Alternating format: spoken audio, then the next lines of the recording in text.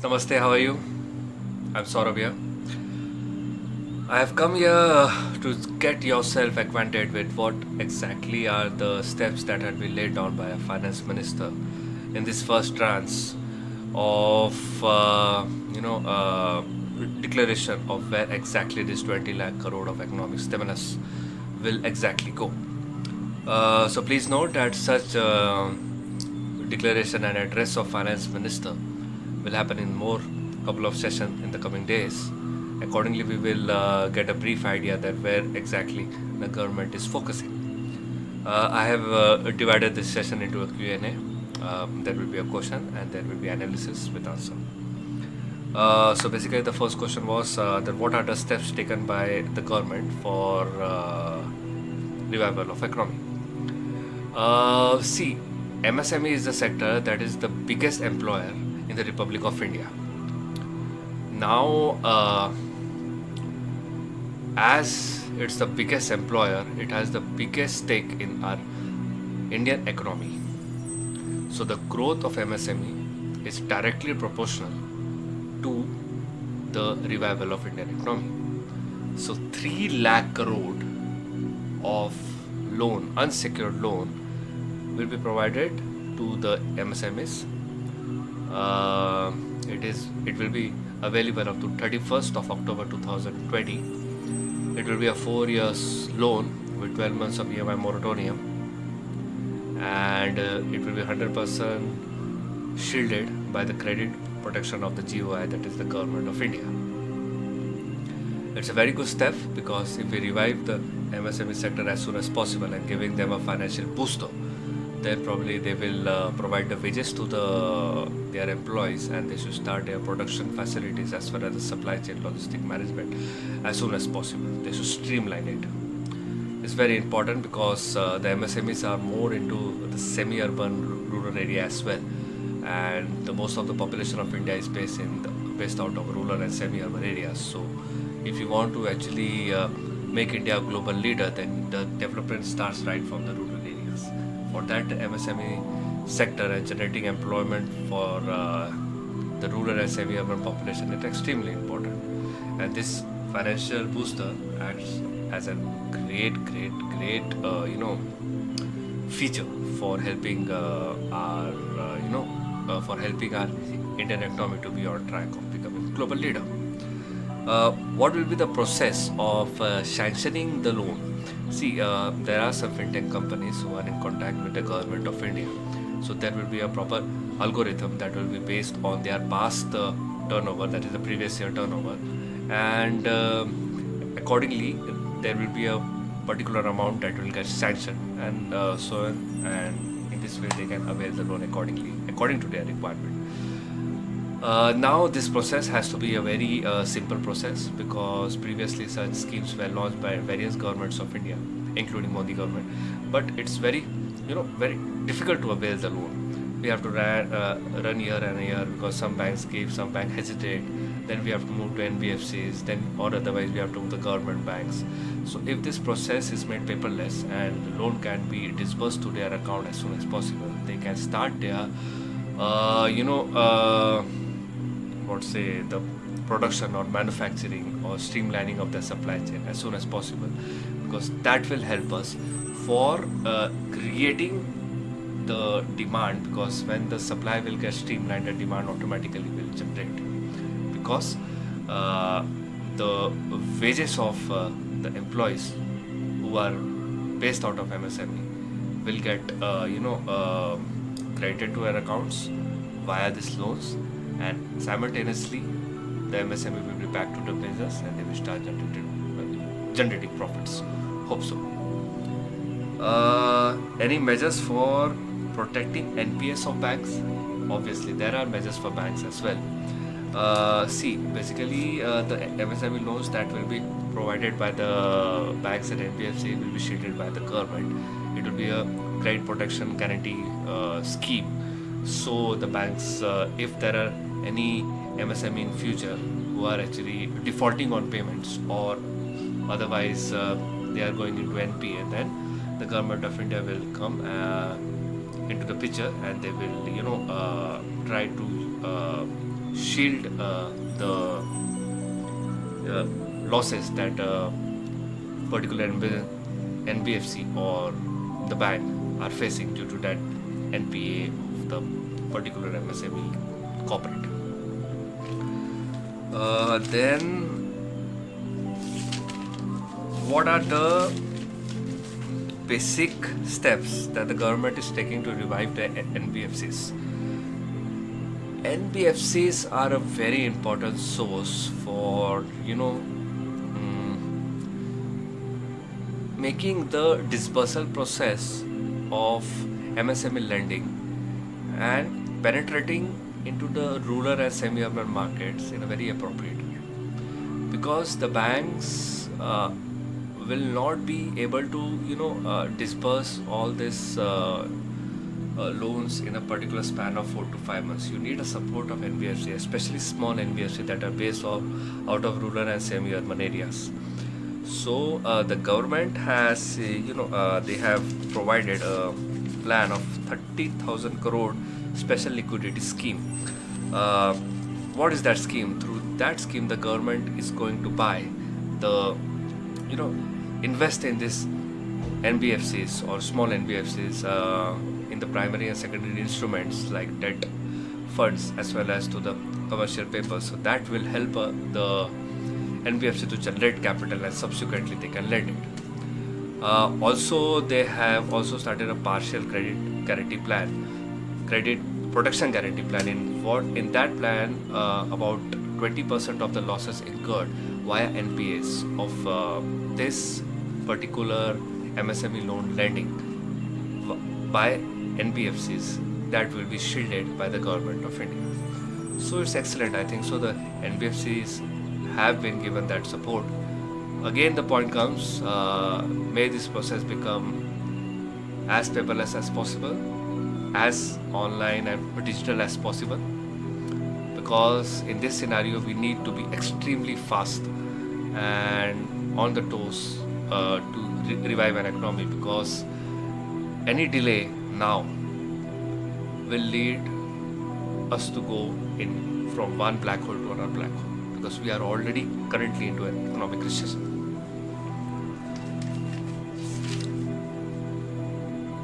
Any plans for the economic relief for working class? Yeah, definitely there are some plans.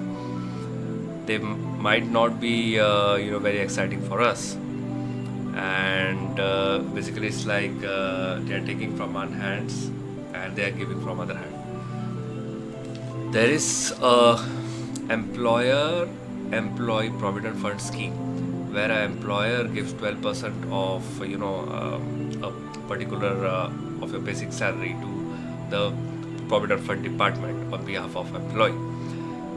Now that 12% has been reduced to 10%. So the difference of 2% you will get increase in your basic salary, and that difference will get added to your salary that you are getting right now. So basically your salary will increase by a marginal amount, but you are sacrificing the saving, because that 2% amount was getting saved and you are also sacrificing the interest. So they are providing you with the current liquidity at a cost of your future savings. So I don't think that is of much more importance for our working class. Another point is the TDS. So the TDS will be affected for working class to some extent, because that will be applicable, the slash in the TDS, about 25% will be applicable on the what you call as non-salaried services like commission or rent, or incentives, or you can say the provident fund withdrawal, brokerages, etc., etc. So in that, actually, if they were charging a TDS of 10%, then right now you will be charged 7.5%. Any benefits for the daily wage laborer? I am extremely sorry. In this particular address of the finance minister, there wasn't any specific plans for them. Any plans for making India? Yeah. The few international tenders of the value of about 200 crores that will be blocked, and the tenders will be open for only for the domestic industries, MSME industries. So there is a very good chance for the MSME industries to grab that orders, and subsequently they can start their production and just generate profit as soon as possible. But here actually the question will be of the quality control, because the international tenders are based on quality, the product, the quality control of the international company, especially the MNCs, is on a higher side than Indian domestic manufacturers. So they have to be even if they are manufacturing so and so products in a very large scale, it should be of the utmost quality if we want to be a global leader. Because the motto of the Modi government is that you make more products in India and market it across the globe for becoming a global leader. So that's the basic motto. Another question is, from where this money will come? Yeah, that's again a very important question. इतना पैसा आएगा कहाँ से? See, there are few revenue factors that the government are taking into consideration. The most obvious is the tax revenue, because there is not much rebate in the tax. Neither there is rebate in GST, neither there is rebate in the tax of the salaried employees. Now the tax revenue is there, it will go to amount of 2 lakh crore. Then there is the disinvestment which has already happened, that will give about 1.8 to 2 lakh crore. That is the revenue that actually we can we can think of. So there is the advantage of the disinvestment amount of 2 lakh crore. Now India is going to take a loan of about they're going to borrow money about 12.1 lakh crore. Okay, it was previously about 7.8 lakh crore. They have increased their borrowing from the IMF and World Bank. So that means actually India will be going into debt. So now the debt is going to increase. So if they are focusing on the MSME sectors, so MSME, it's a great challenge for you. If the government is investing in you, okay, all the MSME directors, MDs and CEOs, the government are investing in your companies, then probably you should never miss this opportunity and come out with flying colors. That's what actually a normal citizen like me and others as well will be thinking of right now. Another thing is, another question comes here is, any other sector specific declaration? Yeah, 2 important sectors. I will call the most important money where the government have infused the liquidity is 90,000 crore. That's a massive amount, and that is for the DISCOM, the Distribution Service Companies of India. Now they are the power sector, power generation companies, wherein there are about 94,000 payments that has to be received by the PFC and RSC, that's the Power Finance Corporation of India and the Rural Electrification Corporation. So the RSC and the PFC has to receive a payment of 94,000 crore. Okay, they are the central government corporates who actually sell the power. These companies are going to infuse 90,000 crore in these DISCOMs. Okay, so in now this 90,000 crore is like that you have purchased power, right? And now the government is paying for it. It's like that. So it's a very big news for the DISCOMs, and I hope actually there will be some benefit that will be given to the end user, that is the consumer like us. Then why the revival is important than money disbursal in the needies account? See, the fiscal space of our Indian economy is on a very lower side. Indian economy doesn't have that sort of money to distribute the funds in the account of the needy people. The fiscal space is extremely low due to the debts and due to the revenue on the lower side. And currently we are into economic recession, so the spending is on a higher side and revenue has come to even lower side. Okay, because there is not a balance of it. Plus we are borrowing an extra amount of 4.2 lakh crore which was previously 7.8 lakh crore, so we are buying up to 12 lakh crore now.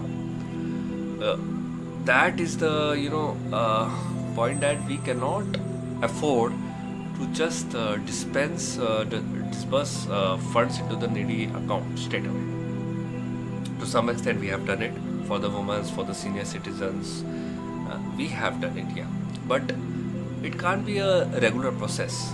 What the finance minister or what the PMO has thought of, they have thought of that for a developing economy like India, if they want to become a global leader, okay, the employment opportunity should be generated within. Who will generate it? MSMEs will generate it, because they are the Indian born organizations, and whatever the profit they will generate, that will be penetrated into the Indian economy, and subsequently that will generate revenues for our Indian economy. Okay, so that's the plan for it. So we cannot straight away, even if the government wants, we cannot straight away disburse money into the accounts of the needy people. For that, there are various plans that government has already announced in the previous, address by the finance minister. In that, actually, there were about plans for free gas cylinders. Then there will be plans for wheat, rice, and other basic necessities.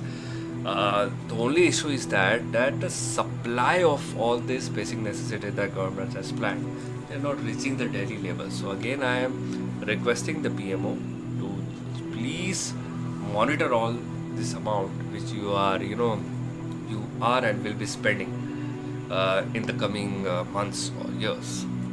Monitor, audit, and then probably you will have to analyze that what sort of output you are getting. So will be a 3-step: monitor, audit, and analyze. So these 3 steps has to be done by PMO vigilantly, or otherwise they should make an independent commission who will only do this work. Very important at these critical times. What is the motto of the government? Okay, the motto of the government right now is spur growth, enhance demand. Okay, make local brands and take it to a global level. That is the motto of the government. Any other points that finance minister has said? There was few points regarding the real estate sector as well, but that was not any special package for real estate sector. Only whatever deadlines that they have to achieve was I think so March 25th 2020 was the deadline for delivering the projects to their buyers. But in consultation with the state government authorities as well as the union territory authorities, central government will decide that will there any extension required? Is there any extension required for the real estate sectors? And if it gets approved, then subsequently on that particular date, extended date, the buyer will get the home delivery accordingly. Plus, for the contractors, any projects which they have which are incomplete or partially completed, they will be given an extension of 6 months, and there will be a flexible bank guarantee that will also be given by Government of India if any requirement is there.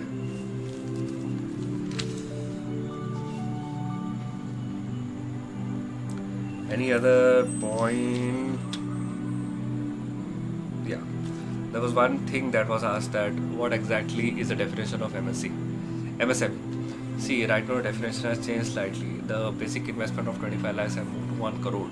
So the small enterprises turnover will be from 25 to 50 crores, and medium enterprises will go up to 100 crores.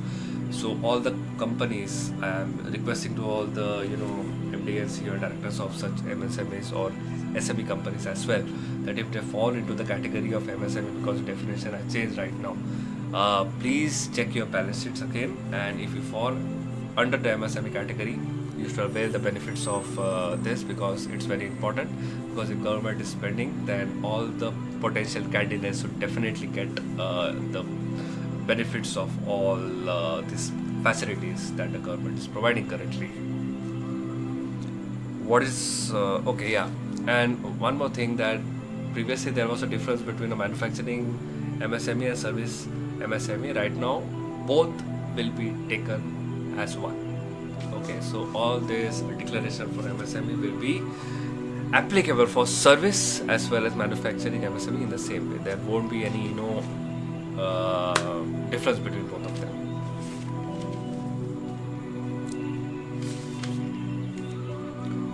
Yeah, that's it. So the basic analysis what I came to know is that take loan, start the business, generate employment opportunities, and revive the Indian economy. And a request for all the people, including me myself, who belong to upper middle class, or some of the guys who belong to rich class also. Whatever laborers, daily wage workers, or needy people you find around your locality, you should help them, because at this point of time, I don't think the government has any big plans for helping them, because they are considering reviving, and the Indian economy is the priority right now. So we should come out, we should help them, and there is one more extremely important thing is that the state government should come out with their own plans for reviving their respective state economies, plus upliftment of their poor class people and lower middle class people, that how they can help them to survive this few months till Indian economy is back into the track. And just hope for the best that in coming sessions there will be some very critical announcement for our corona warriors as well as these daily wage laborers. I'm just keeping my fingers crossed. Thank you very much.